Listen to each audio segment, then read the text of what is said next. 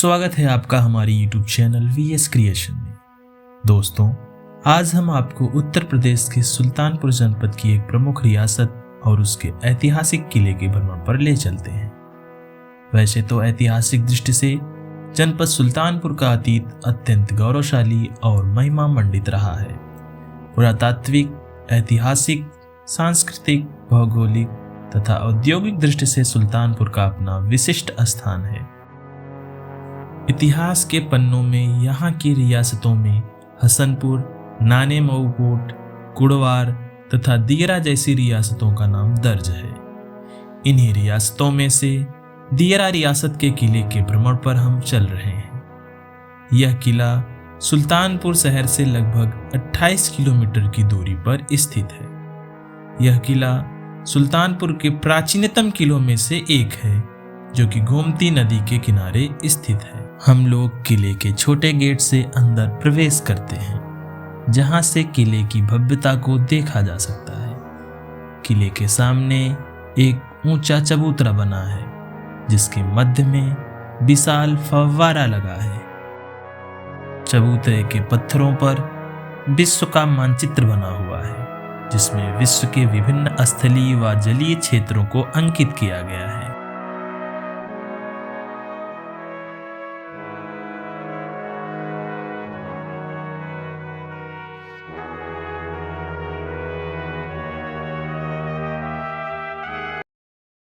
किले का परिसर बहुत ही विशाल है। साफ सफाई ना होने के कारण पूरे परिसर में बड़ी बड़ी झाड़ियां उग गई हैं। पूरे परिसर में कुश काश उगे हुए हैं।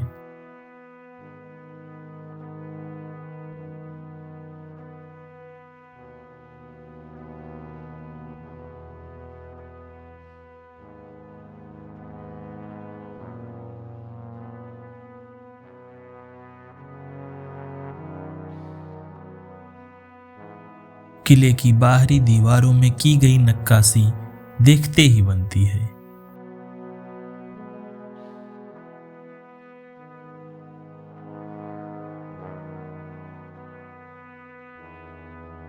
किले की बाहरी छज्जा पत्थरों के नक्काशी हुए स्तंभों पर टिकी हुई है।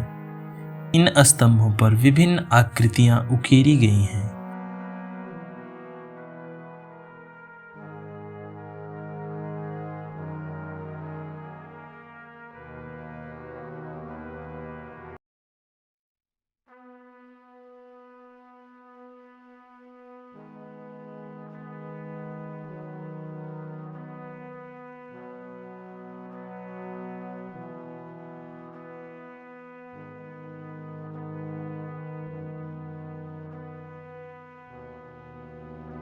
फर्श में बाहरी किनारों पर पत्तियों की सुंदर आकृति बनी हुई है।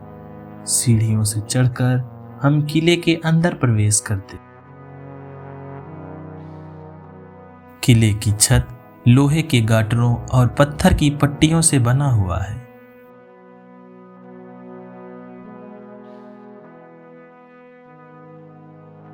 किले के मध्य भाग की छत जर्जर होकर टूट चुकी है। अंदर मलबे का ढेर लगा है, जिस पर छोटे छोटे पौधे उग गए हैं।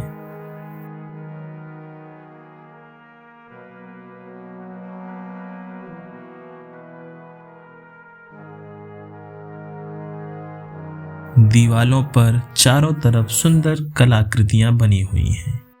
महल के भीतर चारों तरफ अनेक दरवाजे बने हुए हैं। महल की सुंदरता आज भी ऐसे मन को मोह लेती है कि आप देखते ही रह जाएं।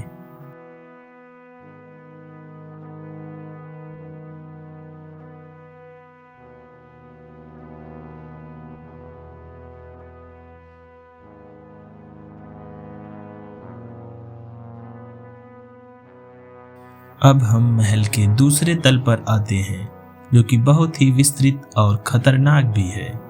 छत जर्जर होकर बीच में टूटकर गिर गई है।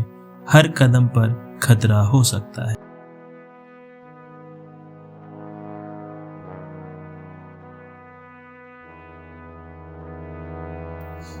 यहाँ अनेक कमरे बने हुए थे, जिनमें अलमारियां भी बनी हुई थी।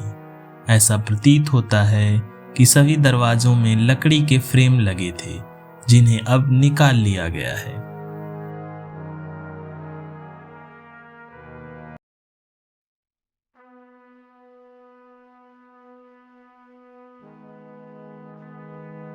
महल की छज्जा में बाहरी तरफ टिन शेड का भी प्रयोग हुआ है, जिसमें लोहे की पत्तियों की सुंदर जालियां भी लगी हुई हैं। महल की छत से प्रांगण की सुंदरता को देखा जा सकता है। उस समय की फूलों की क्यारियों के अवशेष आज भी अपनी प्राचीनता को बता रही हैं।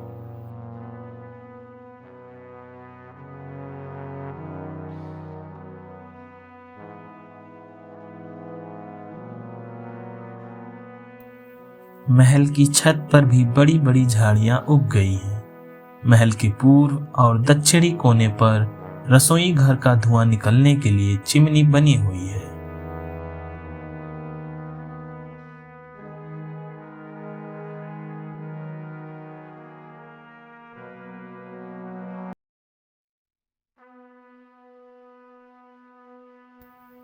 अब हम महल के तीसरे तल पर आते हैं, जहां से महल के ऊपरी भाग की दीवारों पर की गई कारीगरी और बारीकी से बनी हुई नक्काशी को देखते बनता है।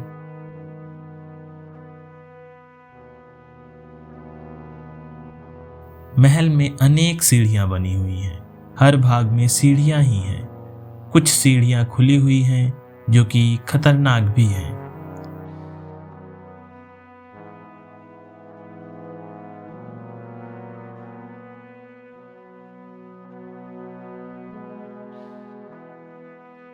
नीचे आने पर हमें एक गलियारा मिलता है, जो हमें महल के पिछले भाग में ले जाता है।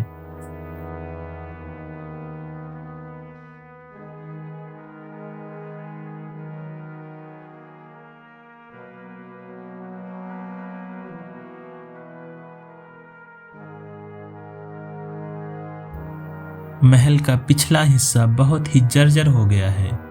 यहाँ अन्य छोटी छोटी इमारतों के अवशेष भी देखने को प्राप्त होते हैं, जो कि अब जमींदोज हो चुके हैं। महल के पिछले भाग में एक छोटा कक्ष हमें मिला, जिसकी फर्श तोड़कर मिट्टी की खुदाई की गई थी, जिससे वहां पर गहरे गड्ढे हो गए थे। स्थानीय लोगों ने हमें बताया कि कुछ लोग चोरी छुपे खजाने की खोज में महल के अंदर खुदाई भी करते हैं।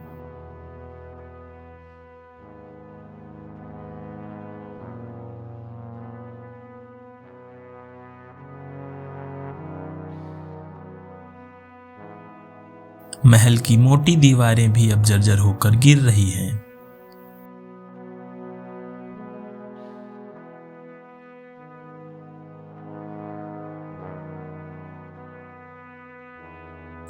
महल के पिछले भाग में ही महल के अंदर ही एक कुआं भी देखने को मिला, जिसका उपयोग महल में रहने वाले लोगों के पेयजल के लिए किया जाता रहा होगा।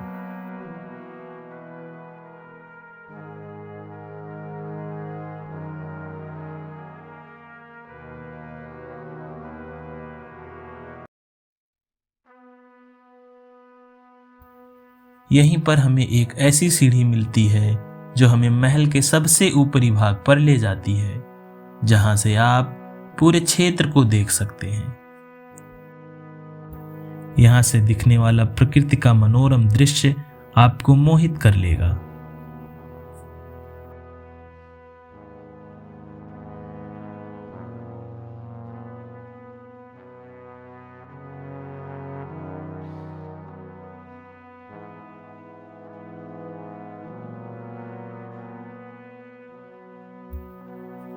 यहाँ से नीचे उतरते हुए हमें एक ऐसी सीढ़ी मिलती है जो हमें सीधे महल के तहखाने में ले जाती है। यहाँ पूरी तरह से अंधेरा था। स्थानीय लोग इसे भूल भुलैया भी कहते हैं।